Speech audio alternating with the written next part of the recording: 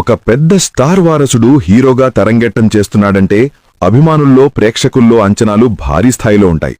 మొదటి సినిమాతోనే వారి అంచనాలను అందుకోవడం చాలా కష్టం.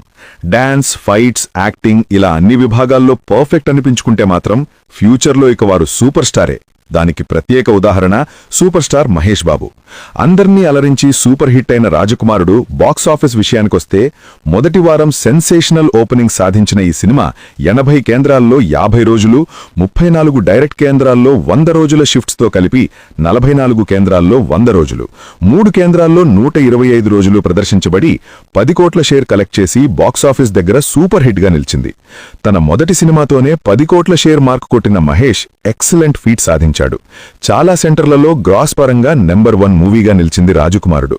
9 కేంద్రాల్లో 50 రోజులకు పైగా హౌస్ఫుల్స్ అయిన ఈ సినిమా విజయవాడ అలంకారలో ఏకంగా 100 రోజులు ఫుల్ అయింది. దేవి 70mm ఫస్ట్ వీక్ 7.1 లక్షలు కలెక్ట్ చేసి స్టేట్ రికార్డు సృష్టించగా, మిర్యాలగూడలో 9 లక్షల గ్రాస్ కలెక్ట్ చేసి టౌన్ రికార్డ్ క్రియేట్ చేసింది. ఇలా అన్ని చోట్ల మంచి వసూళ్లు కలెక్ట్ చేసి ఘన విజయం సాధించింది రాజకుమారుడు. పవర్ స్టార్ పవన్ కళ్యాణ్ యూత్లో పిచ్చ క్రేజ్ ఉన్న పేరు. ఇదొక రకంగా యూత్ ఐకాన్ అనే చెప్పాలి. అయితే ఎందుకితనికి అంత క్రేజ్ అంటే యువత పవన్లో, అతని స్టైల్లో, అతని ఎక్స్ప్రెషన్స్లో, అతని మేనరిజంలో తమని తాము చూసుకోవడం. తొలి ప్రేమ సినిమా దీని బీజం వేస్తే ఆ బీజం కాస్తా పెరిగి మహావృక్షమైపోయింది. తమ్ముడు మూవీతో ఆయనను నెంబర్ 1 హీరోని చేసిన మూవీ తమ్ముడు. ఇలా యూత్ని పిచ్చెక్కించిన తమ్ముడు మూవీ సక్సెస్ తర్వాత నిర్మాత టి. త్రివిక్రమరావు ₹1 కోటి చెక్కును పవన్కిచ్చారు, తమ బ్యానర్లో సినిమా చేయమని. ఇక తమ్ముడు మూవీ బాక్సాఫీస్ విషయానికొస్తే 4.5 ప్రీ రిలీజ్ బిజినెస్ చేసిన తమ్ముడు మొదటి వారం 2.25 కోట్ల షేర్స్ రాబట్టింది. ఒక నైజాంలోనే ఫస్ట్ వీక్ 78 లక్షల షేర్ కలెక్ట్ చేసి చూడాలనుంది తర్వాత స్థానంలో నిలిచింది. నైజాంలో పవన్ని తిరుగులేని స్టార్ని చేసిన మూవీ ఇది.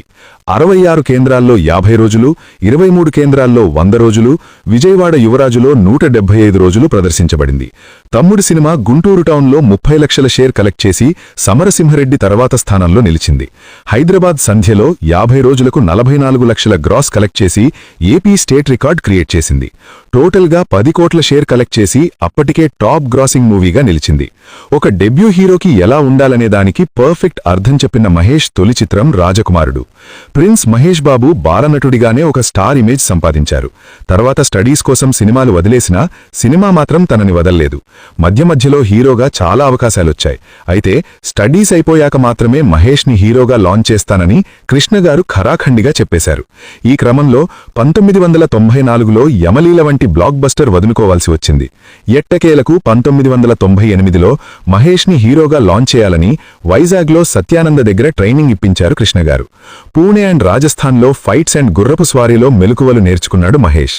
డైరెక్టర్ భీమనేని శ్రీనివాసరావు మహేష్ కోసం ఒక లవ్ స్టోరీ రెడీ చేసి కృష్ణగారికి వినిపించాడు. ఆయనకది నచ్చలేదు. కృష్ణవంశీ టేకింగ్ కృష్ణగారికి చాలా ఇష్టం.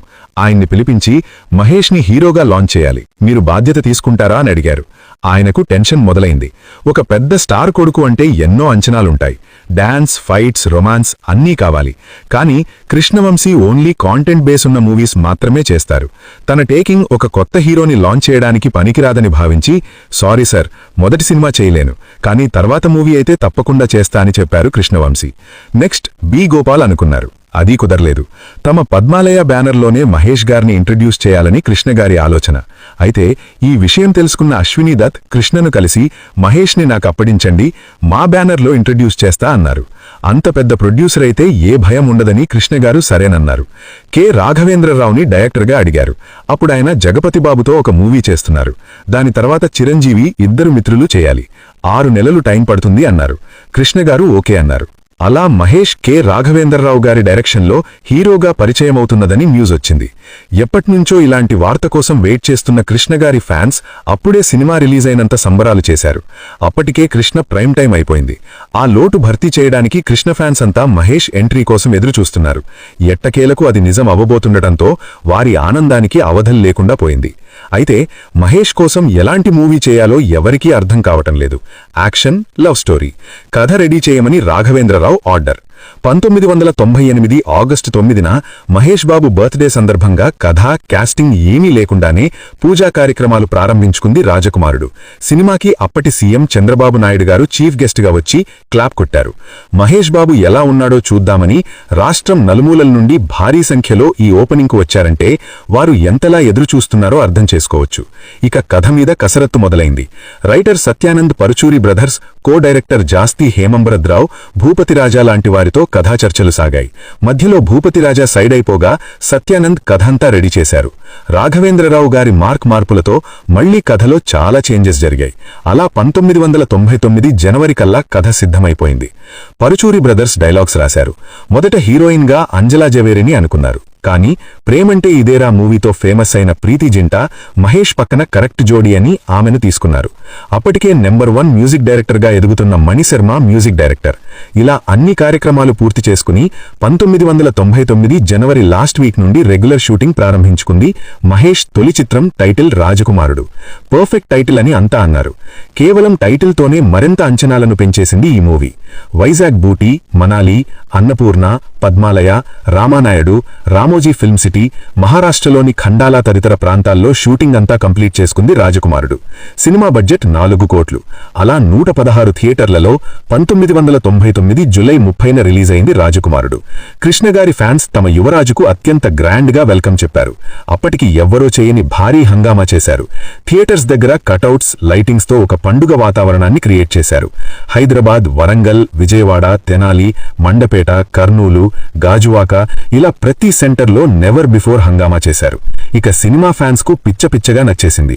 ఒక డెబ్యూ హీరో తెరంగేట్రం ఎలా ఉండాలనే దానికి పర్ఫెక్ట్ ఎగ్జాంపుల్ రాజకుమారుడు. నవరసాలు కలగలిపిన ఈ మూవీ ఫ్యాన్స్ తో పాటు మిగిలిన ఆడియన్స్ ను కూడా ఆకట్టుకుంది. కృష్ణగారి గెస్ట్ అపీరియన్స్ ఒక హైలైట్ గా నిలవగా, మహేష్ బాబుకు ఫైట్స్ అండ్ డాన్స్ చిన్నప్పటి నుండే అలవాటు కాబట్టి వాటిలో ఇరగదీశాడు. యాక్టింగ్ కూడా మొదటి సినిమాలా కాకుండా ఏదో బాగా ఎక్స్పీరియన్స్ ఉన్న హీరోలాగా నటించాడు. ఇలా ప్రతి విభాగంలో మొదటి సినిమాతోనే సూపర్ హిట్ అయ్యాడు మహేష్. ఒక డెబ్యూ హీరో ఎలా ఉండాలో ట్రెండ్ సెట్ చేశాడు. ఇందులో ఒక డైలాగ్ ఉంది, ఇప్పుడేగా ఇన్నింగ్ స్టార్ట్ చేశాను, అసలు బ్యాటింగ్ ముందు చూపిస్తా అని మహేష్ అంటాడు. అన్నట్టే మహేష్ నుండి ప్రిన్స్ నుండి సూపర్ స్టార్ అయ్యాడు మహేష్. ఫస్ట్ సినిమాతోనే ఆయనకు స్టార్ స్టేటస్ వచ్చేసింది.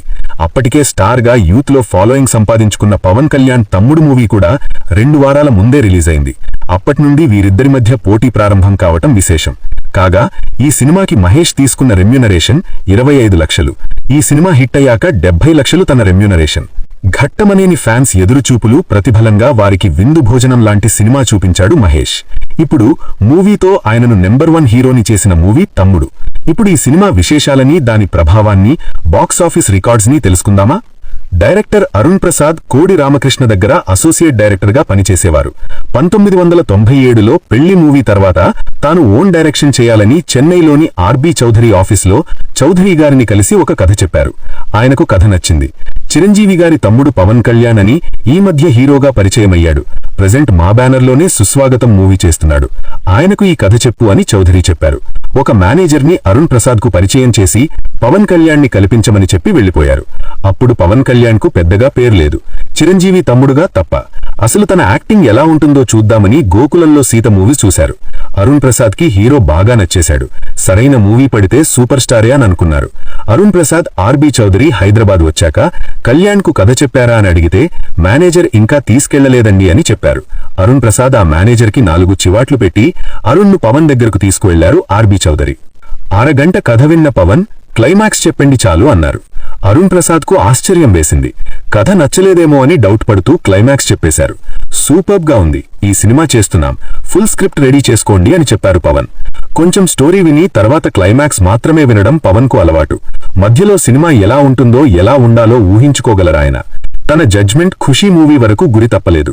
తర్వాత ఆర్బీ చౌధరీ బ్యానర్లో పవన్ తన సినిమా చేయడం లేదు అని చౌధరీ ఆ ప్రాజెక్ట్ గురించి పట్టించుకోలేదు. అరుణ్ ప్రసాద్ సూపర్ గుడ్ సంస్థలోనే చేస్తారేమో అని పవన్ కూడా ఆ సినిమా వదిలేశారు. ఇక డైరెక్టర్ ఏం చేస్తాడు? వెళ్లి మళ్లీ కోడి రామకృష్ణ గారి దగ్గర డాడీ మూవీకి అసోసియేట్ గా వర్క్ చేస్తున్నారు. ఈలోపు పవన్ సుస్వాగతం రిలీజ్ అవటం, తర్వాత తొలి ప్రేమ స్టార్ట్ అవ్వడం జరిగిపోయింది. తొలి ప్రేమ పోస్ట్ ప్రొడక్షన్ లో ఉన్నప్పుడు ఎందుకో అరుణ్ ప్రసాద్ గుర్తుకొచ్చారు పవన్ కి. వెంటనే ఆయనకు కాల్ చేసి మళ్లీ కలవలేదేంటి అని అడిగారు. మళ్లీ మీరు ఏం చెప్పలేదు కదా, మళ్లీ కలిస్తే ఏమనుకుంటారో అని కలవలేదు అన్నారు ప్రసాద్. అప్పుడు ఆయన చెప్పిన స్టోరీ లాంటి కాన్సెప్ట్తోనే తొలి ప్రేమ చేశారు పవన్. సో ఇంకో కథ ఉంటే రెడీ చేయండి, చేద్దామని చెప్పారు. హిందీలో అమీర్ ఖాన్ నటించిన జో జీతా వహీ సికిందర్ అనే మూవీని బేస్ చేసుకుని కథ తయారు చేయమన్నారు. అరుణ్ ప్రసాద్ అలాగే ఎక్సలెంట్ స్క్రిప్ట్ రాశారు. హిందీ సినిమాలో సైక్లింగ్ నేపథ్యం ఉంటుంది, మనకు కనెక్ట్ కాదు, ఫుట్బాల్, హాకీ లాంటి గేమ్స్ పెడదామని కూడా అనుకున్నారు. గోకులంలో సీత సినిమాలో పవన్ కళ్యాణ్, శ్రీహరి మధ్య ఒక ఫైట్ ఉంటుంది. ఆ ఫైట్కు లెగ్ ఫైట్గా మంచి పేరొచ్చింది. దాన్ని దృష్టిలో పెట్టుకుని కిక్ బాక్సింగ్ నేపథ్యం యాడ్ చేశారు అరుణ్ ప్రసాద్. పవన్ కళ్యాణ్కు సబ్జెక్ట్ బాగా నచ్చేసింది. ప్రొడ్యూసర్గా బోరుగుపల్లి శివరామకృష్ణకు అవకాశమిచ్చారు. ఇక కాస్టింగ్ మొదలైంది. ఒక మ్యూజిక్ ఆల్బంలో కనిపించిన ప్రీతి జింకానియా మెయిన్ హీరోయిన్ గా సెలెక్ట్ అయింది. ఆవిడకు ఇదే ఫస్ట్ ఫిల్మ్. అతిథి గోవిత్రికర్ ఫస్ట్ మూవీ కూడా ఇదే. విలన్ గా భూపేంద్ర సింగ్ ను ఆడిషన్ చేసి తీసుకోగా ఒక ఇంగ్లీష్ ఆల్బం సూపర్ హిట్ తో ఫేమస్ అయిన రమణ గోగుల మ్యూజిక్ డైరెక్టర్. అప్పటికే ఆయన ప్రేమంటే ఇదేరా సినిమాటు సంగీతం సమకూర్చారు. అయితే ఆయన్లే ఆ ఆల్బం వినే సెలెక్ట్ చేసేశారు పవన్. ఇలా అన్ని కార్యక్రమాలు పూర్తి చేసుకుని 1998 నవంబర్లో షూటింగ్ ప్రారంభించుకుంది పవన్ కళ్యాణ్ 5వ చిత్రం. టైటిల్ తమ్ముడు అని పెడదామనుకున్నారు. ఆ టైటిల్ అప్పటికే నాగార్జున రిజిస్టర్ చేయించి ఉన్నారు. సీతారామరాజు మూవీకి ఫస్ట్ అనుకున్న టైటిల్ తమ్ముడు. నిర్మాత వెళ్లి నాగార్జునుని రిక్వెస్ట్ చేయగా ఆయన ఆ టైటిల్ ఇచ్చేశారు. అలా 1999 జనవరి నుండి రెగ్యులర్ షూటింగ్ మొదలైంది. హైదరాబాద్ రామానాయుడు స్టూడియో BHEL ప్రాంతంలో షూటింగ్. కాశ్మీర్లో ఒక పాట చిత్రీకరించారు. స్విట్జర్లాండ్లో వయ్యారి భామ అనే పాట షూటింగ్ను జరిపారు. అందులో ఫారెన్ డాన్సర్స్కు వెరైటీగా మన కాస్ట్యూమ్స్ వేసి డాన్స్ చేస్తారు. ఇలా ఫారెన్ డాన్సర్స్ పాల్గొన్న ఫస్ట్ తెలుగు మూవీ తమ్ముడు. తన మొదటి సినిమాలోనే మార్షల్ ఆర్ట్స్ చేసి చూపించిన పవన్కు అందులో పెద్ద పేరేం రాలేదు. అయితే ఈ సినిమా కంటెంట్ డిమాండ్ చేస్తోంది కాబట్టి మళ్లీ ఆ మార్షల్ ఆర్ట్స్ రిపీట్ చేశారు. కార్లతో చేతులను తొక్కించుకోవడం, గుండెలపై పెద్ద పెద్ద రాళ్లు పెట్టించుకుని పగలకొట్టడం, ఇవన్నీ రియల్గా చేసిన స్టంట్స్. అలాగే look at my face in the mirror అనే ఇంగ్లీష్ పాటను ఈ సినిమాలో పాడారు. ఇలా ఒక పూర్తి ఇంగ్లీష్ పాటను తెలుగు సినిమాలో వాడడం ఇదే మొదటిసారి. ఈ పాట చిత్రీకరించేటప్పుడు పవన్ కళ్యాణ్తో సహా యూనిట్ అంతా 4 గంటలకే లేచి రెడీ అయ్యేవారు. 80 వర్కింగ్ డేస్తో 3.5 కోట్ల బడ్జెట్తో షూటింగ్ అంతా కంప్లీట్ చేసుకుంది తమ్ముడు సినిమా. నిడివి 3 గంటలు దాటిపోయింది. దానితో సెకండ్ హాఫ్లో ప్రీతి జంగానియాతో సీన్స్లో కొన్నిటిని ట్రిమ్ చేశారు.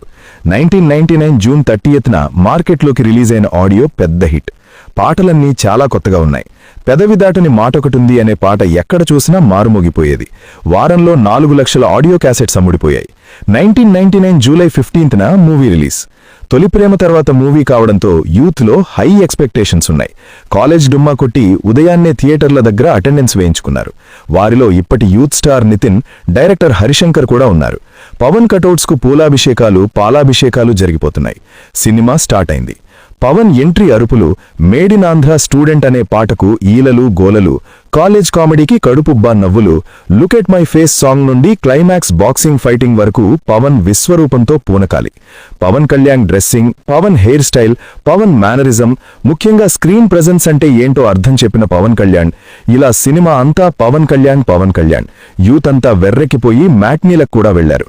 ఆయన్నను తనివి తీరేలా కుర్రగారు తమని తాము పవన్ కళ్యాణ్లో చూసుకున్నారు. తర్వాత ఎవరైనా బలాదూరుగా పనీపాట లేకుండా తిరుగుతున్నావేంట్రా అంటే ఐఎమ్ పవర్ స్టార్ ఫ్యాన్ అని తమ్ముళ్ళలో హీరో క్యారెక్టర్ని ఊహించుకోవడం అలవాటైపోయింది యూత్కి.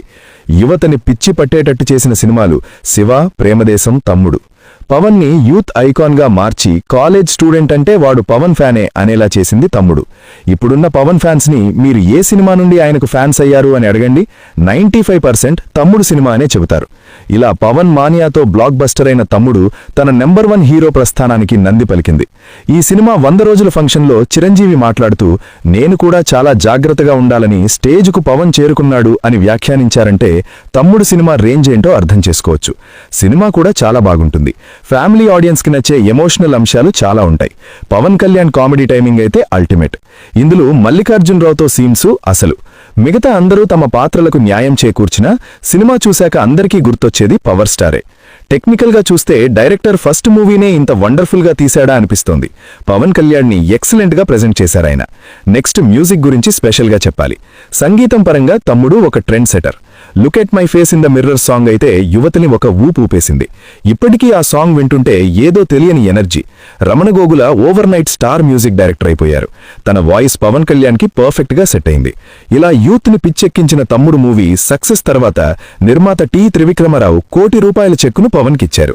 ఈ ఈ వీడియో మీకు నచ్చుతుందని ఆశిస్తూ ఈ వీడియోకి ఒక లైక్ చేసి కామెంట్ చేస్తూ సబ్స్క్రైబ్ చేసుకుని పక్కనే ఉన్న బెల్ ఐకాన్ కొట్టండి.